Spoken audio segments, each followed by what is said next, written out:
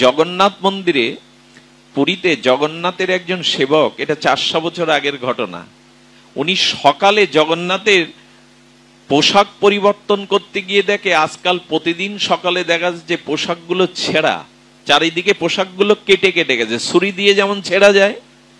উনি হঠাৎ করে জগন্নাথকে স্নান করাতে গিয়ে দেখে মুখে সমস্ত অঙ্গে কাটার আঁচড়। উনি চরণে পড়ে বললেন, প্রভু, কে তোমাকে এভাবে কাটার আঁচড় দিচ্ছে? কে তোমার বসনটা প্রতিদিন ছিঁড়ে যায়? বলতে বলতে কাঁদতে কাঁদতে পূজারী পান্ডাকে জগন্নাথ বললেন, তুমি ঠিকই দেখেছ, তবে আমার এই যে গাত্র কাটা দাগ দেখছো, চিরে চিরে গেছে, বসন গেছে, এটা দোষ কারো না।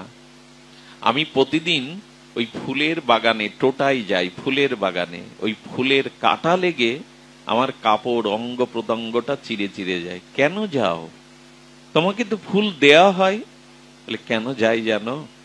একটা কুমারী মেয়ে এসে ফুল তুলতে তুলতে গীত গোবিন্দ গায়। যখন গীত গোবিন্দ কীর্তন করে, জয়দেবের গীত গোবিন্দ ভগবান এত ভালোবাসেন, ওর ওই সুরে, ওর ওই গুণকীর্তনে আমি মাতোয়ারা হয়ে ফুলের কাননে যাই। ও তো ওর মতো গাইতে থাকে, কিন্তু সেই গীত গোবিন্দ শুনে আমার দেহাবেশ থাকে না, কখনো কাটাই ছেড়ে অঙ্গ প্রত্যঙ্গ ছিন্ন বিচ্ছিন্ন হয়, আমি উপলব্ধি করতে পারি না। পান্ডা বললেন, তোমার ভজন, তোমার মহিমায় তুমি এতটা ব্যাকুল। সেই দিন থেকে পুরীতে নিয়ম হলো প্রতিদিন জগন্নাথকে গীত গোবিন্দ শোনাতে হবে। জানেন ভগবান কত ব্যাকুল হয়ে যান। একদিন আমাদের পুরীতে লীলাচলে এক দেবদাসী এরকম ভজন করছেন। সে দেবদাসীর কিন্নরী কণ্ঠিতে যখন মধুময় ভজন করছেন, মহাপ্রভু গাম্ভীরার মধ্যে ছিলেন।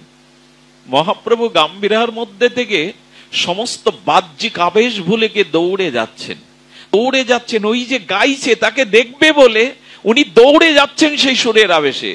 যেতে গিয়ে কি বলবো, পুরী তো সমুদ্র তীর, ওখানে কাটা গাছ আছে।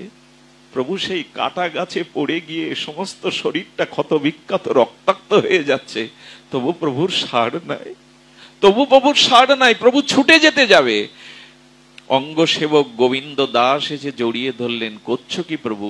ও তো দেবদাসী, ওকে স্পর্শ করলে তোমার সন্ন্যাসী নষ্ট হয়ে যেত। গোবিন্দ, গোবিন্দ আমার মনে ছিল না কে গাইছে, কিন্তু ভগবানকে এমন ব্যাকুল করে যে কীর্তন করে, আমি তার কাছে যাওয়ার জন্য ব্যাকুল হয়ে গেছিলাম, কাঁটাবিদ্ধ হয়েছে।